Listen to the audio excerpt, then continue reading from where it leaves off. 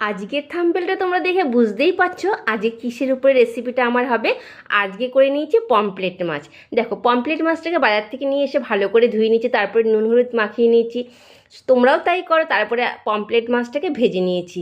তারপরে দেখো, মাছগুলো ভাজা হয়ে যাওয়ার পর সর্ষে আর কাঁচা লঙ্কা নিয়ে নিয়েছি। কাঁচা লঙ্কা সর্ষে পাটাতে বেটেই আমি করি, খুব স্বাদ হয়। কেননা মিক্সিতে করলে একটু তেতো তেতো হয়, তাই তার সঙ্গে দিয়ে দিয়েছি আমি আমার পোস্ত। যাই হোক, পোস্তটা আমি গুঁড়ো করেই রাখি। তারপরে দেখো, পোস্ত আর আমার যে কাঁচা লঙ্কা আর শসাটা বাটা ছিল সেটাকে একটুখানি নেড়ে চেড়ে তার মধ্যে নুন দিয়ে দিয়েছি, সামান্য জল। তারপরে সেটাকে একটু যখন ফুটে উঠবে তখন মাছটা আমি দিয়ে দিয়েছি।